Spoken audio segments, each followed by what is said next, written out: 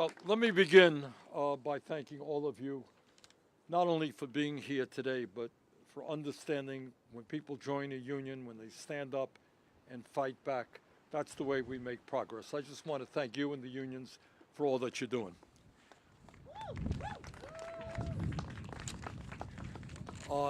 In the year 2025, in the richest country in the history of the world, nobody should be forced to work for starvation wages. It is time to raise the $7.25 an hour federal minimum wage, which is a disgraceful minimum wage, to a living wage. At least $17 an hour, and that is precisely what the legislation that we are introducing today will do. In America today, while the very richest people become much richer, over 60% of workers in our country are living paycheck to paycheck, struggling every day to pay rent, to buy groceries, to pay their health care bills. Despite huge advantages in technology and worker productivity, the average American worker today makes about $40 a week less than he or she did 52 years ago after adjusting for inflation. In other words, almost all of the new income and wealth created over that 52 years has gone to the top 1%. And today we are saying we want an economy that works for everybody, not just the billionaires. And let us be very clear. Nobody in America, I don't care where you live, nobody in America can make it on $7.25 an hour, $9 an hour, or $12 an hour. And there's some kind of mythology out there that, well, the only people who earn low wages are kids trying to make some spending money, to go to the movies on Saturday night.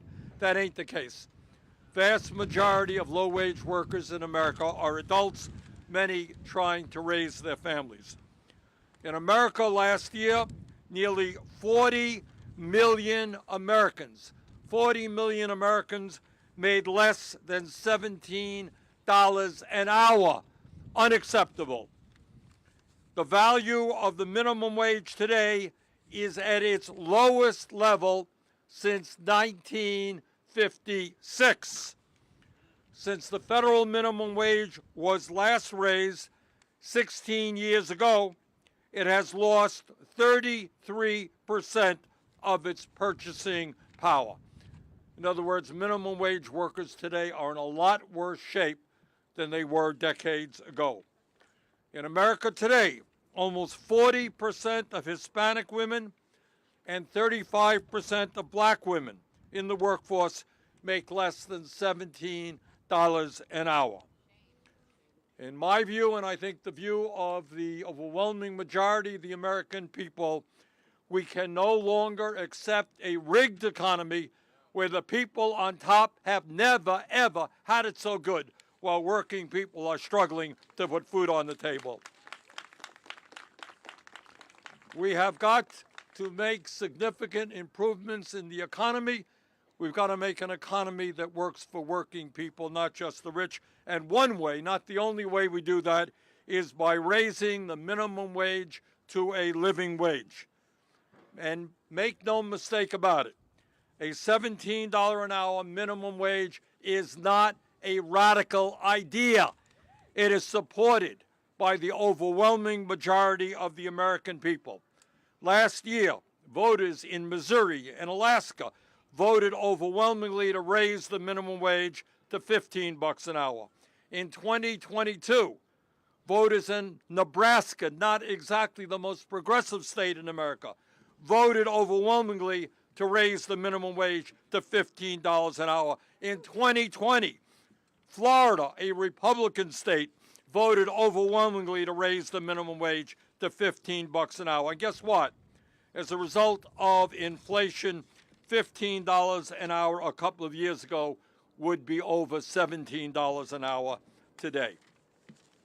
In fact, if the minimum wage had increased along with worker productivity over the last 57 years, minimum wage would be $23 an hour, not $7.25 an hour.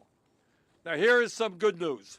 A couple of days ago, as part of the budget debate, every Democrat in the Senate and one Republican voted for an amendment that I offered to raise the minimum wage to $17 an hour. That is an excellent start, but it is not enough. We need the Republicans to understand that workers in their states can't make it on $7.25 and $10 an hour. They have got to join us and help us raise that minimum wage to $17 an hour. At a time of massive and growing income and wealth inequality, at a time of record-breaking corporate profits, every worker in America should be able to provide for his or her family earning a living wage. That is our goal, and that's the goal we're going to accomplish. I am really honored that we have so many workers from all over the country who are here today to tell their stories, to go out and meet with members of Congress. Let me now introduce Nicole Ray. Nicole has worked for almost 2 years as an airport passenger service agent in Phoenix, Arizona, where she services Southwest Airlines. She is a single mom with 2 sons and worries whether she'll be able to afford rising cost of rent and electricity. Nicole, thank you very much for being with us. Hey, thanks, okay, don't be nervous. You'll do fine. Okay. Good afternoon, everyone. My name is Nicole Ray, and I'm a passenger service agent at Sky Harbor International Airport. I'm one of the workers you see pushing around passengers who need wheelchair assistance to get to and from their gate and around the airport. Don't get me wrong, I love my job. I love chatting with all the passengers I meet, and I love knowing I'm making a difference and that I'm helping make air travel possible for so many people. But I only make $14.70 an hour, the minimum wage in Arizona, and we have to report our tips, which are then taken out of our paychecks. That is not enough to survive and thrive in 2025. I constantly worry about rent, bills, medication, and groceries. I am a single parent of 2 sons, and I worry each and every day how I'm going to provide for them. The major airlines rake in billions of dollars but allow us to be paid poverty wages. It's wrong. Working people nationwide are the backbone of our aviation industry and keep planes flying. We need a federal minimum wage that is a living wage, one that works for all working people. I won't stop fighting until workers in Arizona and across the country are heard and paid enough to support our families and ensure all of our communities can thrive. Thank you, Senator Sanders, Representative Scott, and all the members of Congress who are fighting for us by supporting this bill and allowing workers like myself to have our voices heard. I would now like to introduce Representative Scott.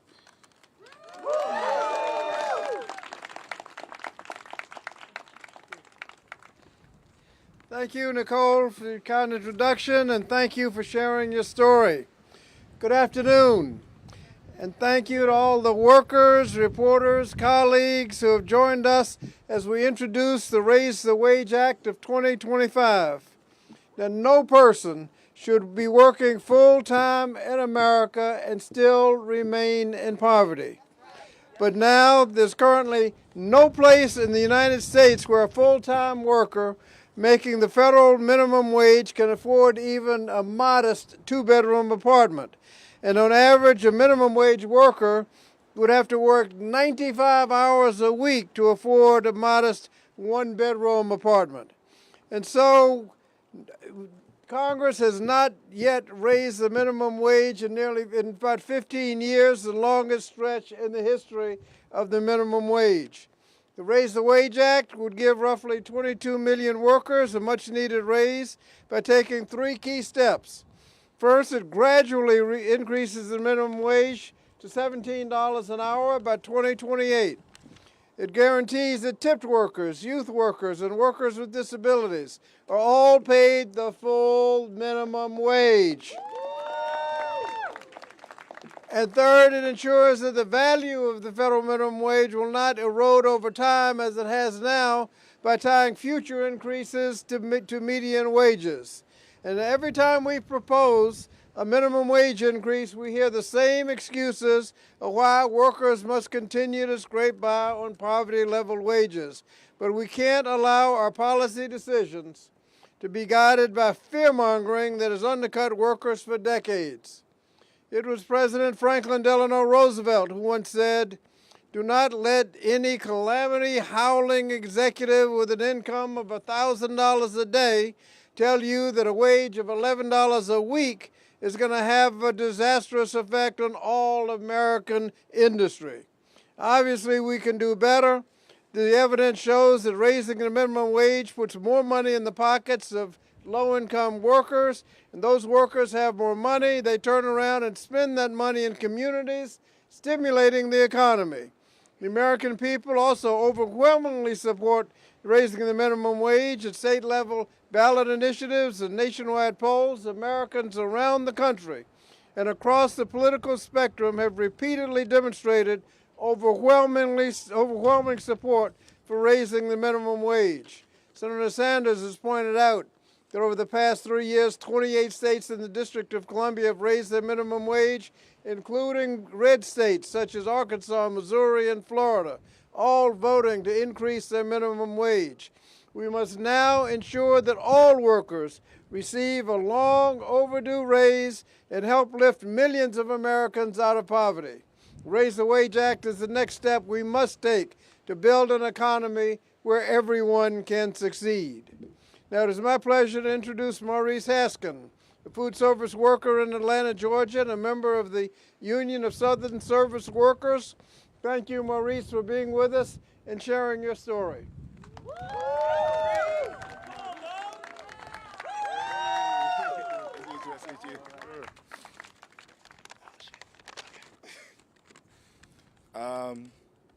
Hello. My name is Maurice Haskin. I've been a member of the Union of Southern Service Workers for about 3 years now, but I've been in the service industry for almost a decade. I'm visiting here from Atlanta, Georgia to talk about unfair wages. Inflation has gone up, but wages for working class families have not. I can barely afford rent, and I work 30 hours a week, and I pick up every extra shift I can. I can't afford health care. When my tooth hurts, I have to wait several months and just hope it goes away. And if it doesn't, then I will go into debt just to get it checked on and to get the medication for it. If I get sick, I have to hope it goes away soon because I cannot afford to miss 2 days of work. We need programs like Medicaid, and we need livable wages. And this is not optional. This is a life or death situation for all service workers across America. Organizing in the South is important because change in the South means change across the entire nation.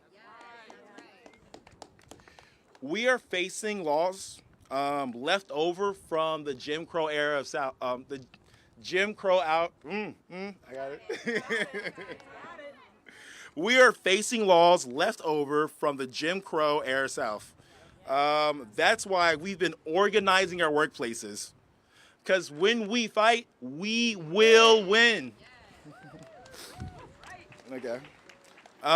Raising wages for all workers at the federal level will help workers everywhere and get closer to being able to pay our bills, to feed our families, and to live a dignified life.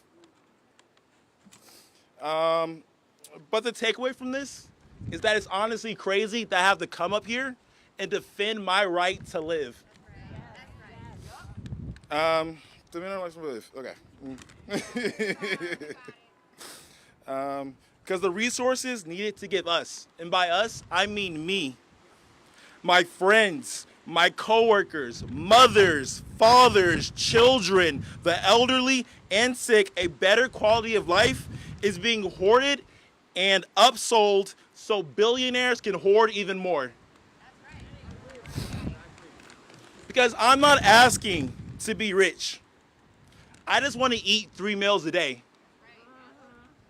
I want to see a doctor when I get sick. I want my last and first thoughts of the day to not be if I can afford to exist. And maybe even a vacation twice a year. As a kid, I always thought that my government existed to help the people.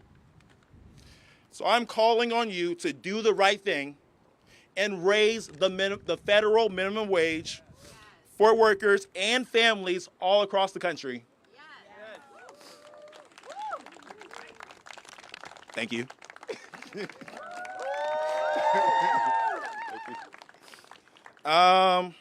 Now it's my pleasure to introduce Representative Greg Kazar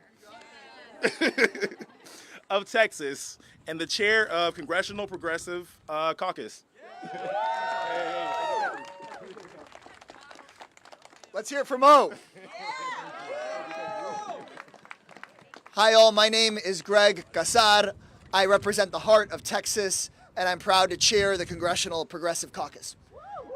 Today we are here to say loudly with one voice, Americans deserve a raise.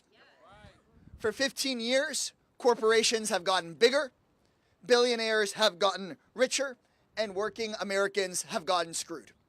For 15 years, the rent has gone up, the grocery bill has gone up, the utility bill has gone up, but billionaires and their right-wing politicians have kept the minimum wage exactly the same. So it is time to pass the Raise the Wage Act so that working Americans can work to support their families, not to help a billionaire buy his 4th jet. It is time to pass the Raise the Wage Act so that if you work a full-time job, you don't have to live in poverty. Outside of Washington, this is a common sense issue. As Senator Sanders put it, in red states and blue states, voters are voting to raise the minimum wage. This is not a partisan issue. And if the Democratic Party wants to re-inspire the working class and get back to its roots, then we need to put the Raise the Wage Act front and center in front of our voters. To get this bill passed and to get this done, we have a bigger mission that we have to accomplish, which is to break the unholy alliance between corporate greed and corrupt government. That is our task. This starts with millions of ordinary Americans, of people that work at our restaurants and our airports and our daycare centers and our hospitals and our schools, rising up and speaking out, fighting back against the billionaires that are stealing your labor. Because folks like Elon Musk think that the rest of us were put on earth to work to make him richer. But we have some news for Elon Musk. This country is built by and for the American people, not by and for the billionaires. I'm honored to be the vice-ranking member now on the Education and Labor Committee alongside our ranking member, Bobby Scott, and proud to be a co-author of the Raise the Wage Act and to put it front and center on the Democratic agenda. And pushing us to make sure that this issue is front and center are those workers and are our unions. So today, I'm lucky to be joined by Thomas White, who's speaking next, who works the ramps at the Dulles Airport. Thank you for getting me back and forth from Texas safely every day, Thomas.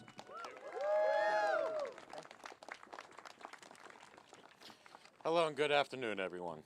Okay, and everybody else that's on YouTube right now. My name is Thomas White.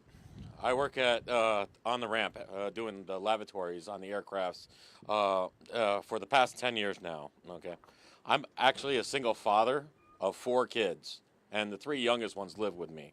They depend on me.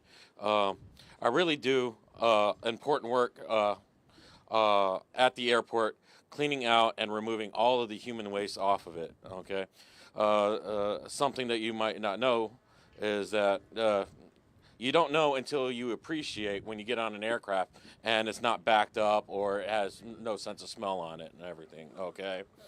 Okay. I have to make a lot of decisions when it comes to paying for pretty much anything that I have to do with my kids, okay? Sometimes I have to choose which one I'm able to pay for things like getting glasses, retainers, or even just regular school supplies, okay? I'm constantly in pain every day of the week because of my medical issues, but I can't even go to even get just my dental work done, okay? I always put my kids first before myself. Okay. With what I make and the amount that I pay for the health insurance of the company that I'm currently with, I can't even think about taking my kids to, or I'm sorry, I can't even think about having my kids go to college because I can't really afford it, or even a retirement for my retirement plan for myself. Okay, I live in Fairfax County, Virginia, which is one of the wealthiest counties in that portion of the county, and I rent a house. So I can be closer to the airport, closer to the schools, closer to everything I can if I need to be in any type of emergency or just regular getting groceries, okay?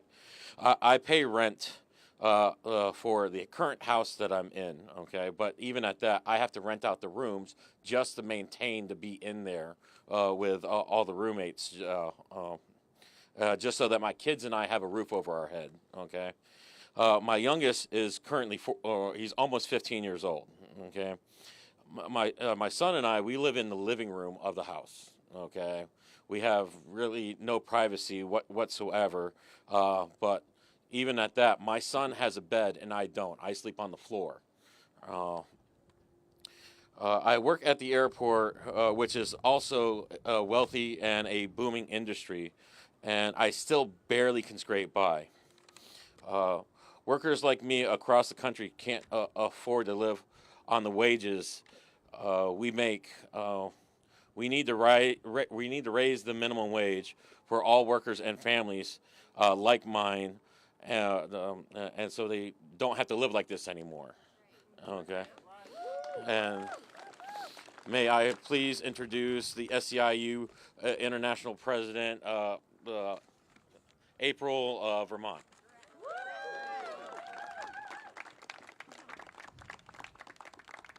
Can I just ask folks to please give it up for Thomas and for Mo and for Nicole? If you think it's easy to stand in front of all of you and to stand in front of these cameras and share your story, share your struggle, be vulnerable on behalf of millions of workers across this country, they are the true heroes here today. So thank you so much. I am indeed April Verrett, and I'm the proud president of SEIU. And I'm just going to say it as plain as I can. Workers need more money. This is not rocket science. It is just that damn simple. Families across America need more money. Their wages must go up. We've heard the senator and congressmen talk about the federal minimum wage has been stuck at $7.25 an hour for 16 years.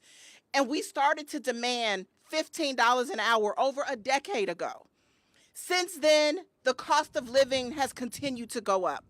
We are now facing a crisis as families struggle to buy essentials and basic groceries. So much during the election was made about the price of eggs. I haven't seen them get any cheaper. Have you? It is time to raise the wages for workers in this country. It's past time. It is time for the Raise the Wage Act.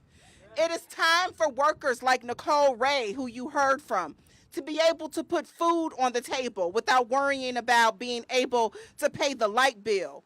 It's time to get rid of the sub-minimum wage for the racist, the sexist, the ableist sub-minimum wage for tip workers and workers with disabilities. It's time for folks to be able to afford housing. What father should have to share a home with his 3 children and others and still sleep on the floor so he can send his kids to a good school district? Not in these United States of America that's supposed to promise so much to so many of us, right? People should be able to live comfortably and to put something away for a rainy day. Airport workers and home care workers should have enough to make ends meet. Waffle House workers and rideshare drivers should not have to worry about robbing Peter to pay Paul. At SEIU, we are damn proud of what we have done in cities and states across this country to make sure every company pays workers what they deserve and what they are worth. Every raise we've bargained for has been fought with blood, sweat, and tears. But it is time for every single worker in this country to have access to a fair, livable wage that is a part of every single good job in this country. We are ready to keep fighting for higher wages and making sure corporations meet the moment too. Let's not leave them behind. It is not just government's responsibility to make sure people get by. Corporations have to be held accountable for economic exploitation. And so SEIU is 10 toes down. We've been here, we always will be here. And with you in this moment as we take this important step for working people. Now I'd like to call up to the mic Dorothy Griffin. She is an airport worker from Charlotte, North Carolina, who knows how hard it is to get by on minimum wage. Thanks. Hi, my name is Dorothy Griffin, and I've been working at Charlotte International Airport for 7 years. I've worked as terminal cleaner, cabin cleaner, and now I work in the pro shop, ensuring that the workers have their equipment to clean the airplanes. I love my job, and it makes me feel good knowing that I play an important role in ensuring the safety of the travelers, but I am tired of working and not getting paid. I'm 67 years old and I'm living paycheck to paycheck. I struggle every 2 weeks to pay my bill and I'm a month behind on rent. Sometimes I can't even afford to buy food to eat because I don't have enough money. I had to juggle and think between what I wanted most, my car or somewhere to stay. They came and took my car the other day because I just couldn't afford it.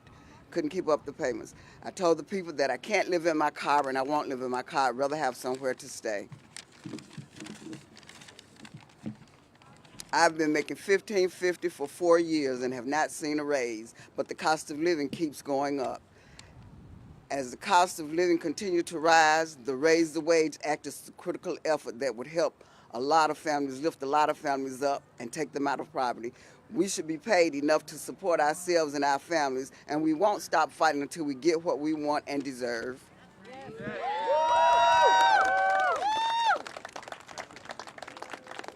we fight, we win! I just want to thank all of the workers and the union leaders who are here today. As April mentioned, it takes a lot of courage for somebody to go up in front of the cameras and talk about what's going on in their lives, especially when they are struggling every day to just get by. But the stories that we have heard today from these workers are the stories being told by millions of workers. This is the richest country in the history of the world. In recent years, we have seen a proliferation of billionaires. Nobody in America should be wondering about how they're going to feed their kids, pay their rent, or pay their medical bills. So raising the minimum wage is an important step forward, but we have got to create an economy that works for all, not just the few. Any questions that we can answer? All right. Well, let me thank all of you for being here and thank the workers for being here as well. Bobby?